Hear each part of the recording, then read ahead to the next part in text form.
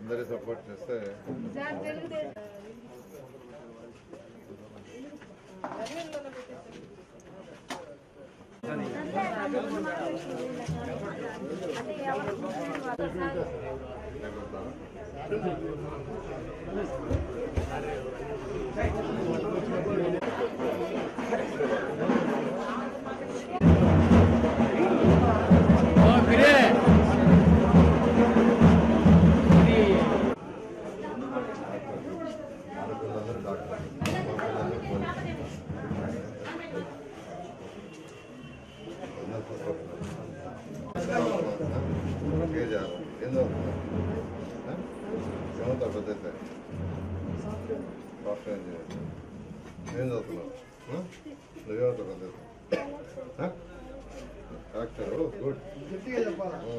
ఈరోజు 40వ డివిజన్లో భవిష్యత్ గ్యారంటీ కార్యక్రమాన్ని యాక్చువల్గా ప్రారంభించాం.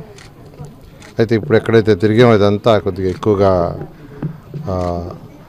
బిలో పావర్టీ లైన్ అంటే పేదలు నిరుపేదలు ఉండే ఏరియా.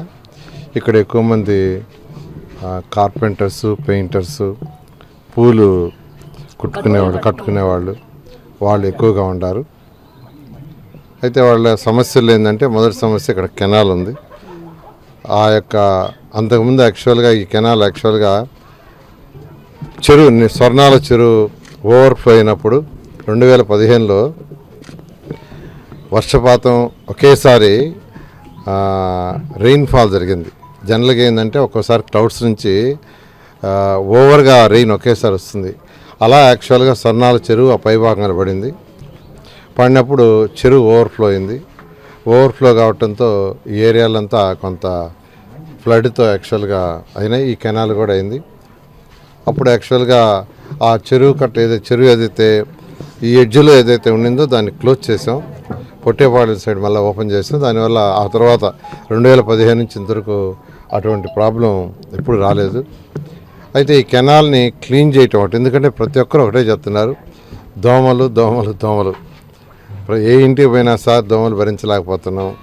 అంతేగాని కొన్ని దగ్గరలో ఆ కెనాల్ ఇది పడిపోయింది గోడ. ఆ గోడ కట్టించాలి సార్ మీ ప్రభుత్వం వస్తేని ఖచ్చితంగా నేను అందరికీ చెప్తున్నా, ఇక్కడ ఉన్న వాళ్ళందరికీ. జనజీవనం ఎక్కువ ఉండే దగ్గర ఇటువంటి పనులు ఇన్ఫ్రాస్ట్రక్చర్ అంటారు, ప్రజలకు ఇన్ఫ్రాస్ట్రక్చర్ అంటారు. ఇది జనజీవనం ఎక్కువ ఉండే దగ్గర ఫస్ట్ ప్రభుత్వాలు చేయాల్సిన పని ఇదే. 2014 నుంచి 19 దాకా నేను చేసింది అదే. ఎక్కడైతే ప్రజలు ఎక్కువగా ఉంటారో వాళ్ళకున్న సమస్యలో ఫస్ట్ సమస్య మన ఇన్ఫ్రాస్ట్రక్చర్ అంటే రోడ్డు, డ్రైన్స్, డ్రింకింగ్ వాటర్. ఇట్లాంటి కెనాల్స్ ఉన్నప్పుడు బోత్ సైడ్స్ రివిట్మెంట్ చేయటం ఇది చేయాలా. ఖచ్చితంగా ఈ కెనాల్ని 2024లో తెలుగుదేశం ప్రభుత్వం వస్తుంది. ఖచ్చితంగా ఈ canal both sides concrete wall కడితే ఈ సమస్య ఉండదు. ఇప్పుడు యాక్చువల్గా బ్రిక్ వాల్ కట్టున్నారు.